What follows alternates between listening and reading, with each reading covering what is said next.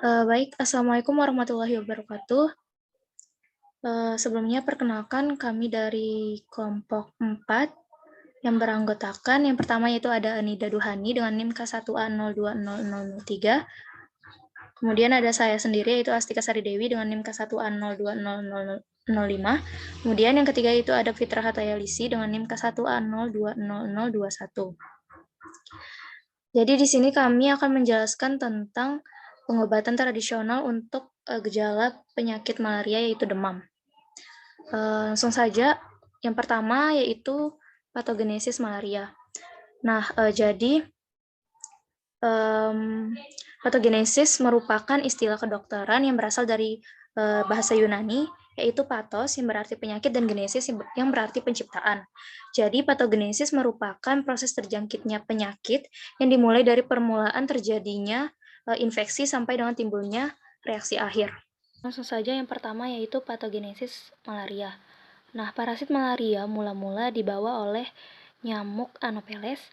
Ketika nyamuk Anopheles menggigit manusia, ia akan menginjeksikan sporozoid ke dalam sirkulasi darah. Sporozoid ini akan masuk ke organ retikuloendothelitis sistem seperti hati dan limpa. Nah, di sini sporozoid masuk ke dalam hati dan menembus hepatosit. Dari hepatosit, parasit berkembang biak menjadi ribuan merozoid.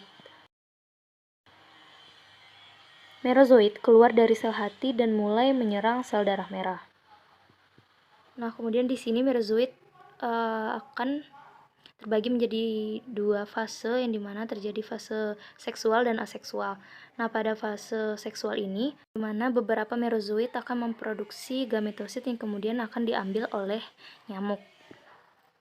Nah, kemudian pada fase aseksual, ia akan pecah menjadi tropozoid. Ketika merozoid berubah menjadi tropozoid, sel darah merah akan pecah. Itulah yang menyebabkan reaksi inflasi sehingga pasiennya demam tinggi. Kemudian dalam perut tengah nyamuk, gametosit membentuk gamet dan menyuburkan satu sama lain, membentuk zigot motil atau ookinet. Ookinet lepas dari perut tengah, kemudian terbelah berkali-kali untuk membentuk sporozoid. Sporozoid ini berpindah ke kelenjar liur nyamuk. Kemudian sporozoid dalam kelenjar liur nyamuk akan kembali ke siklus awal, yaitu akan menginfeksi manusia. Mungkin hanya sekian dari saya. Selanjutnya saya serahkan kepada Nida.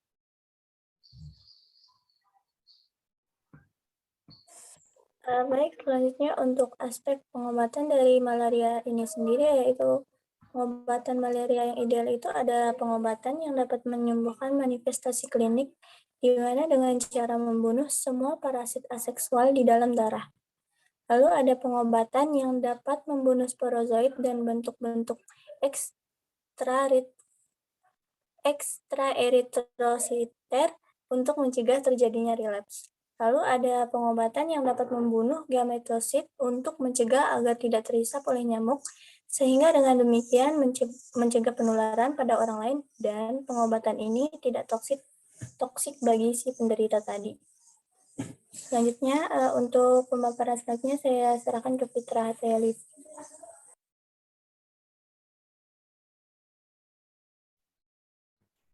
Baik, di sini saya akan menjelaskan mengenai obat tradisional untuk gejala malaria yang sudah kita melakukan wawancara. Di sini obat tersebut terdiri dari satu, yaitu bahannya yang pertama ada kunyit, kemudian ada kencur, dan ada beras. Di mana kunyit ini merupakan tanaman asli Indonesia yang memiliki kandungan minyak atsiri yang dimana diketahui bahwa kunyit ini bermanfaat sebagai antiseptik, antibakteri, dan anti jamur pada luka bernanah sehingga berpotensi digunakan sebagai alternatif pembunuh larva yang mudah didapat, murah, dan berkhasiat tinggi.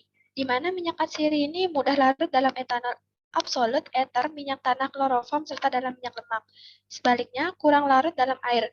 Hal ini didukung oleh sebuah penelitian yang pernah dilakukan oleh Marlin yang menyebutkan bahwa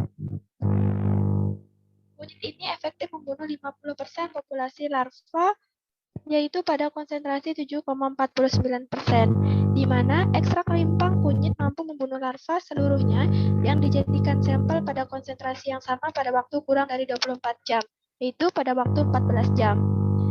Di mana pada hasil penelitian yang dilakukan dengan menggunakan uji regresi menunjukkan adanya hubungan sebesar 36,5% antara waktu kematian larva dengan jumlah kematian larva, dan memungkinkan ada faktor lain yang mempengaruhi kematian larva, yaitu dosis air, jenis pelarut, dan daya tahan larva. Di sini membuktikan bahwa ekstrak limpang kunyit yang mengandung minyak atsiri sekitar 3-5%, kurkumin, tanin, volatile oil, dan vitamin C dan mineral itu sangat mampu atau sangat berpotensial sebagai larvasida, di mana dapat digunakan sebagai alternatif pengganti bahan kimia dalam usaha membunuh larva yang aman dan mudah didapat di masyarakat. Kemudian selanjutnya yaitu di sini menggunakan kencur, di mana kencur itu juga mampu digunakan untuk mengatasi gejala malaria, yaitu diare, di mana kandungan dalam kencur ini yaitu antara lain etil pemetoksinat itu 31,77%, kemudian ada metil sinamate 23,23%, karbon 11,13%, yang dimana ekstrak kencur atau Kaempferia galanga ini dipercaya atau dilakukan penelitian memiliki efek anti-inflamasi, analgetik, anti-diare, antibakterik, sedatif, sitotoksik, dan inseksidal yang mampu untuk membasmi larva atau gejala malaria tersebut. Selanjutnya di sini ada beras, di mana beras ini merupakan sebuah seperti salut dalam obat ini, yang dimana kita ketahui bahwa beras ini memiliki banyak sekali manfaat, yaitu sebagai penambah energi dan sumber karbohidrat. Kemudian ini merupakan gambar dari obat yang digunakan yang sudah dibentuk bulat, di mana proses pembuatannya yaitu dengan cara digiling, kemudian dicampurkan dengan kunyit, dan ada juga yang dicampurkan dengan kencur, dan kemudian dikeringkan, di mana obat ini dapat mampu bertahan dengan dalam waktu yang cukup lama. Mungkin hanya itu yang bisa saya jelaskan. Saya kembalikan ke Astika. Terima kasih. Baik, jadi di sini ada fragmen video, yaitu cuplikan video hasil wawancara kepada salah satu belian yang kami temui. Jadi mungkin langsung di play saja.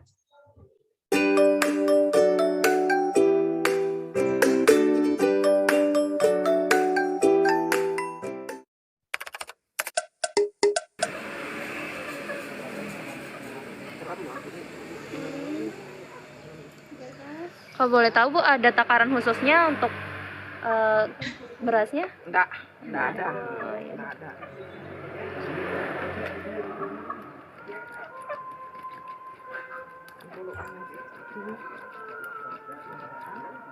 Tinggal duluan sepuluh. Untuk saputih itu kan, ada yang putih di ini. Ini untuk yang putih. Kalau yang kuning tinggal tambahin kunyitnya kan.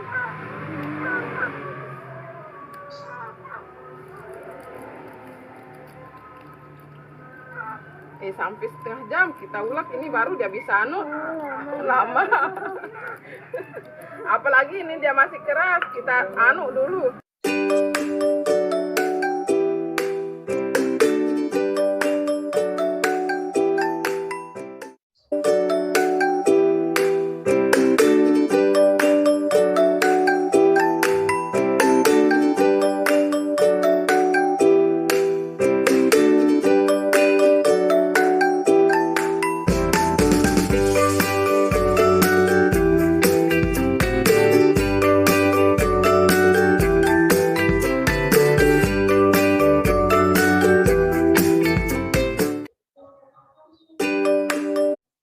Nah, mungkin itu tadi presentasi dari kelompok kami. Untuk lebih kurangnya, kami mohon maaf. Wabillahi taufiq wal hidayah. Wassalamualaikum warahmatullahi wabarakatuh.